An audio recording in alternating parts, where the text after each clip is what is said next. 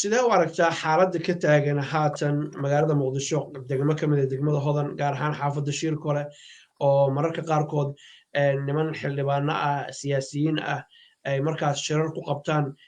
mararka qaarkood dadku ay aaminsan yihiin in ay kicin karaan bulshada oo mar labaad la arki karo muqdisho oo ku noqoto maalmihii madoobaa iyo dhiigga ummadda shariifka soomaalida inuu daato waxaan ku leeyahay dhacdo walba maalin bay dhacdaaye waxbaa dhaca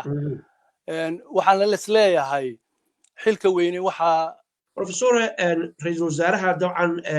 close baa tihiin family ahaan waxaa lagu eedaynayaa in uu ka soo bixi waayey kaalintiisii ra-iisul wasaare oo isku hayo qabaa'iladii iyo maamul goboleedyadii iyo dowladdii dhexe qoriga xabadda ka saarnay waxaan tagnay mudullood oo midaysnaa markaa sida hadda loo kala jaban yahay aan ahayn dhulkaa qarxaya doorashada waktigeeda ku dhacdo foosha xumeyd ee shalay ka dhacday airbortkii waxaa lagugu eedaynayaa doon shixnad dollara waday oo kusoo caariday boqortooyadan ingiriiska inaad kabtankeedii ahayd oo dowladdu lacag ay ku siisay saas awgeed aad u aaminsan tahay lacag 300 oo kun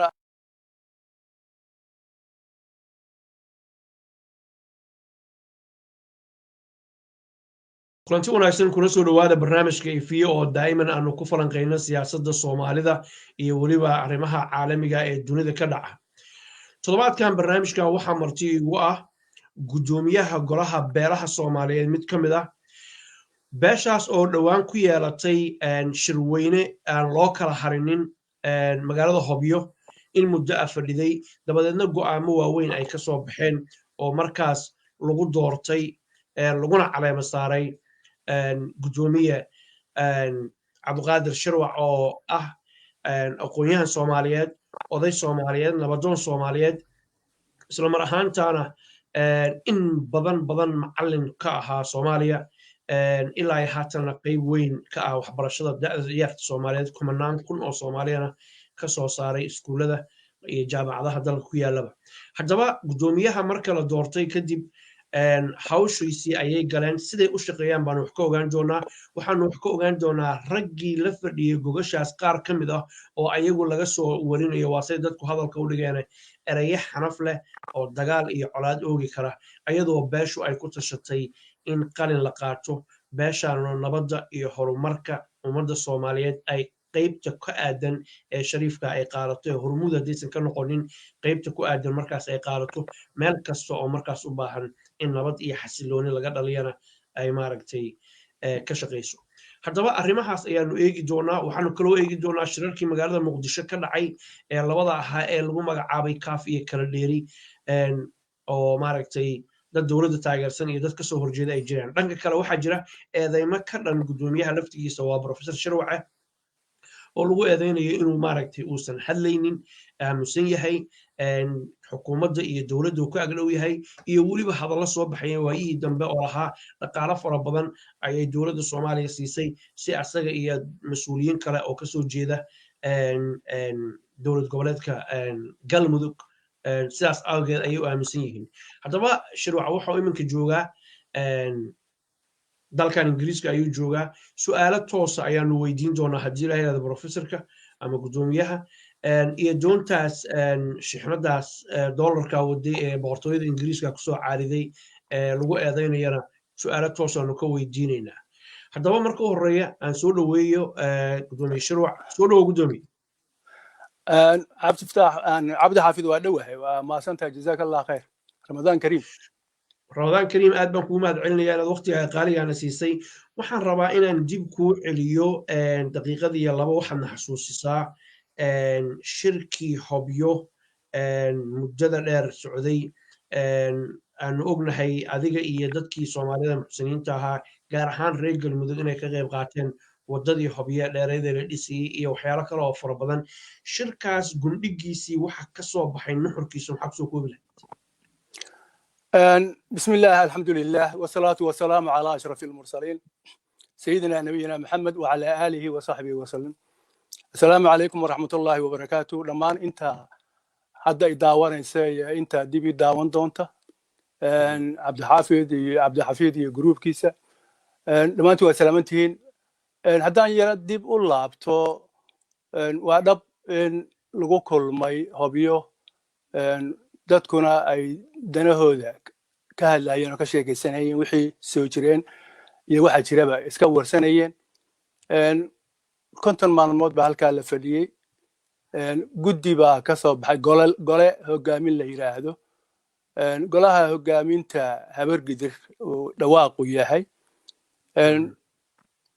aan rabaa inaan qaab dhismeedka aan u dhisannahay inaan dadku wax badan kalama socdaan inaan u sharaxo gudoomiye iyo gudoomiye ku-xigeen ayaa markii hore la doortay 68 xubnood baa la gabi ahaan dadku yahay goluhu yahay golaha hogaaminta habargidir 4 guddi bay u qaybsamaan oo guddiga siyaasadda guddiga dhaqanka guddiga dhaqaalaha iyo guddiga garsoorka 4 guddi ayaa jira 4 guddi gudoomiye iyo gudoomiye ku-xigeen bay leeyihiin 8 xubnood oo 4 gudoomiye iyo 4 gudoomiye ku-xigeen ah iyo gudoomiyaha oo aniga ah iyo gudoomiyaha gudoomiye ku-xigeenka guud 10 baa guddiga fulinta la yiraahdaa oo 68 ka mid ah 2 guddi من 16 way tiradoodu 2 guddina waa min 17 marka labadeena lagu daro saasay 68 ku yihiin guddiga fulinta iyo gudoomiyaha iyo gudoomiye ku-xigeentu ay ku jiraan 10 xubnood ayaa hawsha ay ku dhacdayo aan hogaaminta golaha hogaaminta habargidir hawsheeda gacanta ku haya haddii gudoomiyuhu jiran yahay waxa xilka wadaya gudoomiye ku-xigeenka oo kusimihii gudoomiyaha noqonaya hawsha marka waxay ku dhacaysaa gudoomiye ku-xigeenka iyo 9 xubnood ee isku yihiin oo guddiga fulinta ah oo wadajir hawsha u qaybsanaya ka wada tashanaya cabdixafiidow 4 guddi usbuuciiba guddi walba 2 goor buu is arkaa iyadoo gudoomiyahooda iyo guddiga fulintu ee gudoomiye ku-xigeenkooda ay la jiraan guddiga fulintuna saasi la eg ayuu usbuucii 2 goor is arkaa warbixintii ay gudoomiyaasha iyo ku-xigeenadu ka keeneen 4 guddi ay ka tirsanaayeen ayaa lagu falanqeeyaa guddiga fulinta iyo waxa jira dhacdooyinka maalinlaha ah ee soo baxaya sidaa ayay hawshu wadar u tahay guddiga fulinta ee cidna gooni uga gaari karin nidaamka aan leenahay waa ka anigu waa ka maqanahay caafimaad baan ku maqanahay waxa hawsha kusima iyo wadaya waa gudoomiye ku-xigeenka iyo guddiga fulinta wadajir dadku in badan waxa u hadli waayey iyo yani waxay isku dhinac dhigaan qolada axsaabtu ninka gudoomiyaha xisbiga asaga yani hawsha hogaaminteeda wata meeshuu rabana ka hadla siduu rabana u hadla yani sida nidaamka xisbigiisu si yahay baa qaabka u dhisan laakiin qaabka golaha hogaamintu qof walba kama hadli karayo asagoo magacii golaha wata waxa ku hadli karaya magaca golaha waa gudoomiyaha hadduu hawsha uu joogo asagu ama hadduu maqan yahana kusimaha ayaa ku hadli kara labadooda iskama barbar hadli karaan nidaam baa jira oo shuruuc caafimaad buu ku maqan yahay muxuu hadli waayey ma hadli karee waxa hadli karaya waa kusimaha gudoomiyaha hadli karaya taa waa mid nidaamkeenu wuxuu yahaa horumarinta iyo nabadaynta ayuu ahaa haddii aad la socoto waan hubaa inaad la socotay markaan hubiye joognay iyo markii caleemasaarka intaba waan sheegnay inaan qoriga xabadda ka saarnay oo aan horumarinta iyo nabadaynta bulshada aan u taagannahay xamar baan ka bilownay inaanu dadka xamar degan beelaha oodiba siday isku xigtaa loo qaadaaye loo kala hormariyaaye waxaan yani beelihii xamar deganaa baan sidaan isku xignay shirar u yeelannay si aan iskuna cafinno nabadna aan ummadda bulshada kale ugu baaqno qaabkaasa hawshu noogu socotay nooguna socotaa weli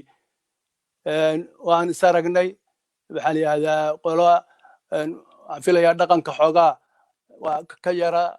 leexleexataaye anigu maadaama aan guddoomiye dhaqameed ahay inaan barta ku dhuftaan jecel lahaye hiraab qolo la yidhaahdaa jirta oo marka hiraab baan ka bilownay sheekhaal baan ka bilownay waa la saragnay waas fahamnay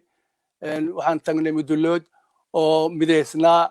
marka sida hadda loo kala jaban yahay aan ahayn maxaa la yidhahdaa waxaan aragnay nimanka beesha la yidhaahdo xawaadle guddiyaan samaysanay guddi yani labada dhinacba qolo walba aan la shirnay guddi baan si qaabka aan u dhisannahay baan u sheegnaa in ayaguna isku dhisaan dabeetana guddiyo aan halkaa ka aadno oo aan waxa ujeedadeenu ahayd marka aan gobolka banaadir dhammayno inaan gobolada kala aadno oo ayagana yani soomaali weyn yani soomaaliya aan dib u raadino cabdi haddaa xasuusato calimasaarkii shantii soomaaliyeed baan marti qaadnay dhaqankoodii intaanu wafdi u dirnay ay yimaadeen taasaa barnaamijkeenu ahaa inaanu marka hore dowlad goboleedyada jira kuwa ku xiga intaba inaan saas dabeetana aan midnimadii soomaaliyeed ayaa nagu filan oo runtiina xoojin karta ayada aan dib u raadino intii isfahamta ay wax wada qaban karto wixii dhaliilaho jiraan la xalliyo yani waa usoo laaban doona siyaasadda xaggeeda ee federaalka waxaa keenay dhaliil baa keentay yani dowladdii dhexe xoogga lahayd ayaa maadan weyday yani qaadan weyday markay duuntay aan idhaahdo wixii ka soo baxay ayaa keenay inaysan si mar dambe laysku qatalmin qof walbaaba oo wax un hagaajiyo sidii ay u hagaagi lahayd qaabkan u dhisanaya waa qaabka shuruuc dadka aad ugu eedeeya baadi goob weeye xagga weeye waa guddoomiye ku-xigeen kusimo ah ayaa hawsha wada haddii uu dhaliil leeyahayna guddi fulin baa jirta oo yani tari kara oo la hadli karaya ama wada hadli karaya haddii guddiga fulinta xubin ka mida ay dhaliili ku timaadana wadajir bay u xalliyaan guddi 68 xubnood ee goloweynaha ka tirsan bishiiba mar bay kulmaan oo is arkaan waa nidaamka sharciga ah noo degan qolo walbaba xeer hoosaad bayna leedahay waa gartay haddaan hoos ugu yara daadegno waxaad tiri waxaan go-aan ku gaarnay inaan nabad raadino la iscafiyo ummaddan soomaaliyeed isku soo dhoweeyo xabaddana qorigana xabadda laga saaro mararka qaarkood qori xabada ku jirta keliya wax laguma jiro afka ayaa ka daran kana dhib badan mararka qaarkood dadkii idinla joogay madashaas qoyskiina uu ku shirayey ayaa hadda saxaafadda la hadlaya oo hadalla xanaf leh oo colaad iyo dagaal horseedi kara ku hadlaya markaad dadkaas aragtid wax xiriira aad toosa la samaysana ma jirtaa dadkaa waxaa lagu eedaynaya ee hadallada xanafta la samaynaya dadka kicinaya waxaad idinku shalay go-aanka ku qaadateen wax ka duwan ku dhaqmaya sidee baad ola macaamishaan maxaas idinkala habboon xeer baa jira cid walbaba qabanaya ee dabraya midda kale dadku bulshada goluhu bulshadu ka yimid bulshaduna u adeegaya dhacdo walbaba maalin bay imaanaysaa ee kula soo gudboonaanaysaa adigoo qoriga xabadda ka bixiyey baa mararka waxaad arkaysaa qolooyin badan baa war ma u kaadisaan ka bixinta almiina maa qaar xabadaha ku reebtaan waa loo baahan doonaaye marka waxaan ku dhihi insha allah loo baahan maayo inta la hadlayo cabdixafiidow waxbay dhaamaane inta la hadlayo waxaa laga soo gurguurtay oo laga soo yani ruqaansaday hadalkii xabadda ahaa kii xabadda ahaa hadda kii hadalka ahaa oo xabad u eka ahaa baan joognaa insha allah waxaan xabad u ekaa intaan ka wareegno ayaa mid nasteexeed gaari doona marka hal mar inta la boodo laga boodo albaqre lama gaaraye waa la guurguuranayaa marba meel baana lagu nagaanayaa haddii ilaah yidhahdo waa gartay sidee u aragtaa xaaladda ka taagan haatan magaalada muqdisho degmo ka mid a degmada hodan gaar ahaan xaafadda shiirkole oo mararka qaarkood niman xildhibaano ah siyaasiyiin ah ay markaas shirar ku qabtaan mararka qaarkood dadku ay aaminsan yihiin in ay kicin karaan bulshada oo mar labaad la arki karo muqdisho oo ku noqoto maalmihii madoobaa iyo dhiigga ummadda shariifka soomaalida inuu daato waa su-aal meesha ku jirta waataan ku leeyahay dhacdo walba maalin bay dhacdaaye waxbaa dhaca waxaan la isleeyahay xilka weyne waxaa qaadanaya maamulka yani dowladda qaadanaysa oo ah in waxii intaan dhibdhicin waa aabe caruurtiisii ummadda bulshadu oday waxa u ah dowladda u ah madaxdeeda inta kale waa ubadkii marka ubadku madax salaax buu u baahan yahay haddii ay wax ka badan yimaadaan yani dulqaadka iyo samirka iyo tanazulka oo joogtada ah oo aan laga daalin waxaa laga rabaa dowladda weeyaan annagu inta aan jirnay goluhu jiray mar walba waxaan ku baaqaynay oo aan sheegaynay in nabad inaan wiil dhiig damboo daata dan ugu jirin soomaaliya waa soo aragnay wax hadda noo cusub ma aha waxba kama aanan faa'idin hala daayo hala joogo waxaan ku baaqaynay in oo mar walba sheegaynay in doorashada waqtigeeda ku dhacdo doorasho isla wada ogol yahana ay noqoto intiiba ma dhicin oo waatan weli jiitamaysa jiitankaasi wuxuu keenay in wax aan la sugaynin oo la filaynin oo sanadihii lasoo dhaafo oo dhan la dhayayay in ay dib u qarxaan qaraxa laftigeeda aqoon in lagu xaliyo iyo nabadgelyo ayaa loo baahan yahay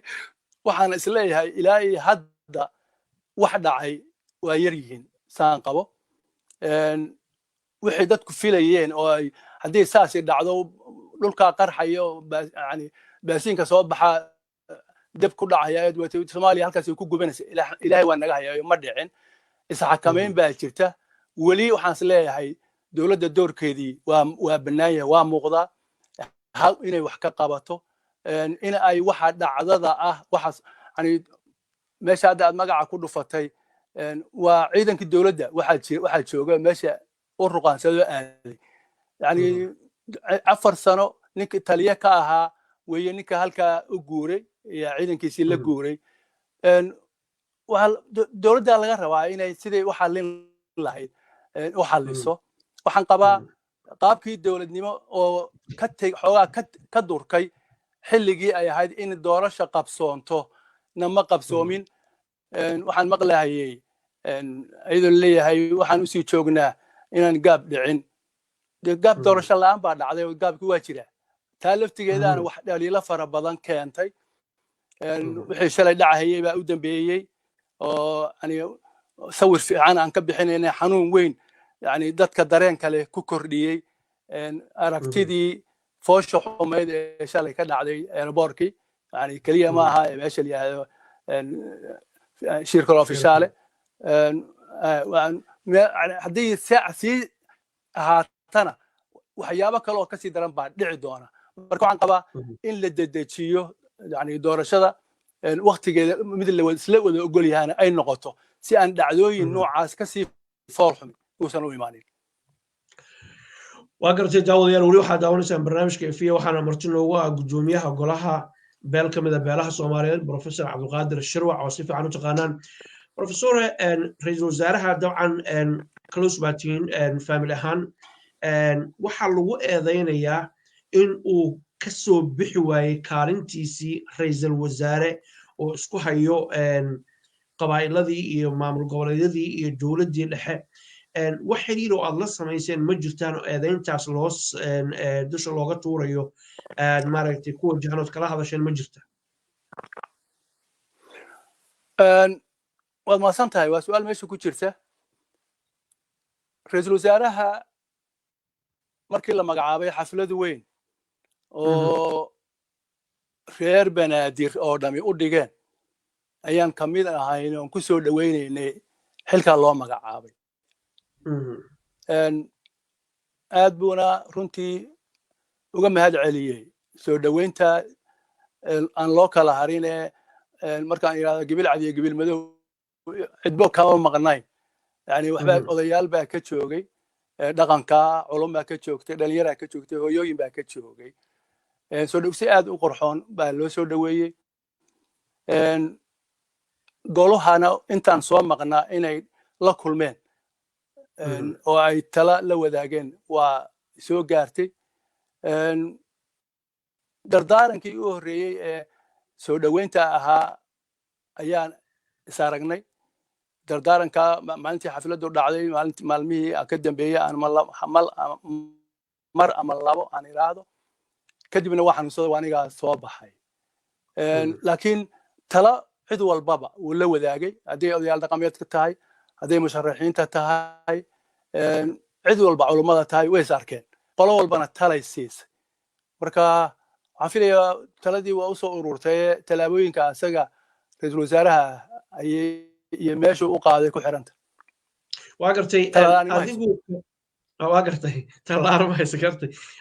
adigu ka gudoomiye ahaan ma qabtaa fikirka oranaya ra-iisul wasaaruhu uu ka gaabiyey shaqadiisii loo idmaday oo waa shaksi inta badan aan hadlinin aamusan inkastoo mararka qaarkood aamusnaanta waxyaalo badan hawl badan ay gadaal ka socon karto ma qabtaa adigu fikirkaas inuu shaqadiisii u qabsan la'yahay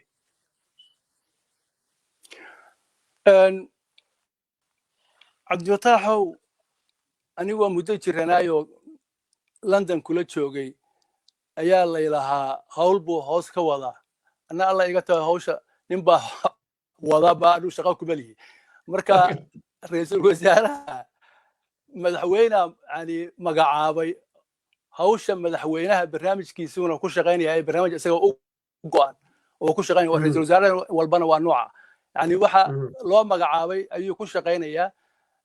hadduuna ku shaqaynaynin hawshiisii waa gaabiyey waa la oran karaa hadduusan ku shaqaynayo hawshiisii wuu wadaa baa la oran karaya marka aragtida bulshada weynta ayaan u deynaynaa anigu london baan joogaa ma joogo soomaaliya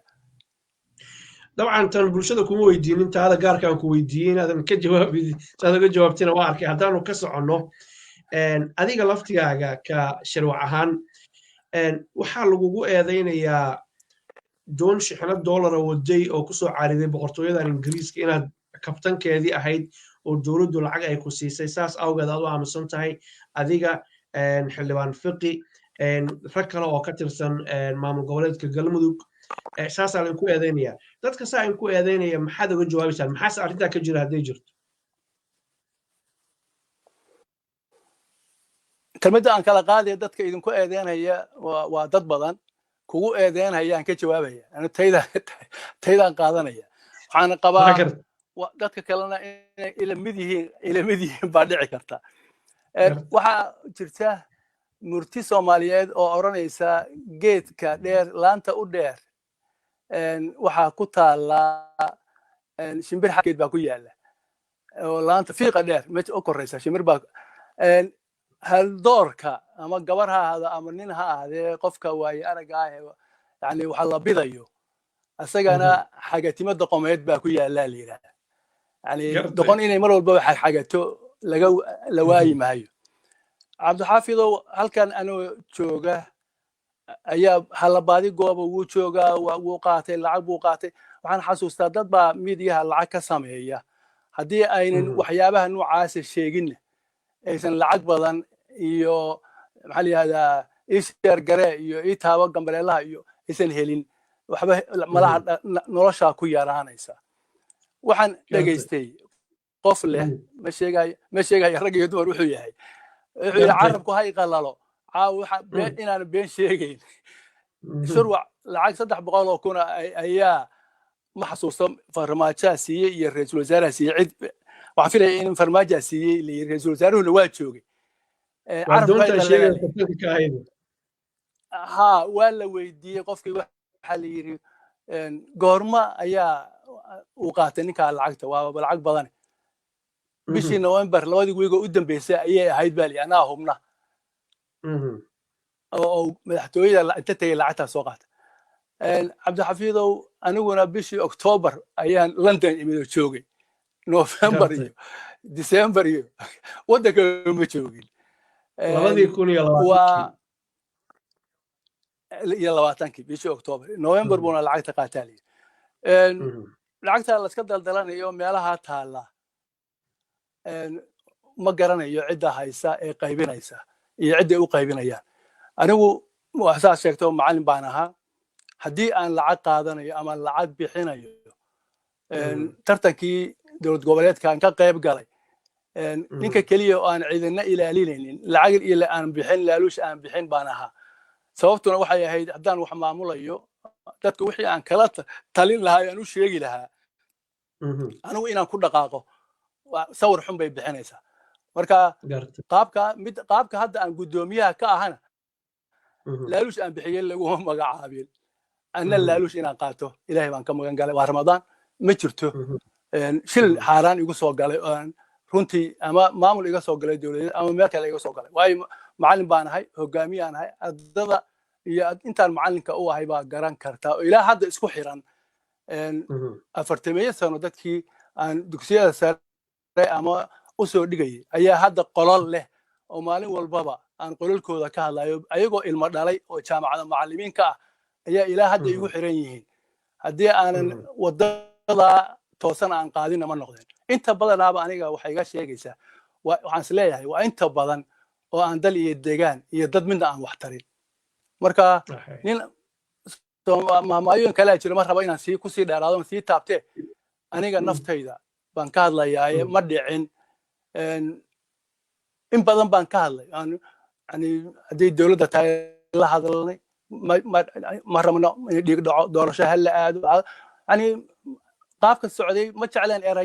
erayadaan ku hadlayno dowladna waa rabnaayo system baan jecelno system la'aan ma noolaan karno laakiin haddana inaan khaladkeeda u sheegno yani wax noo diidahayaa ma jiraan waa gartay professor waxaan kaloo rabay inaan ku weydiiyo 2 shir ayaa ka dhacay magaalada muqdisho beelweyntaas Soomaaliyeed ay dhigatay mid dabcan dowladda looga soo horjeeday waqtiga ay ku darsatay ama baarlamaanku ugu daray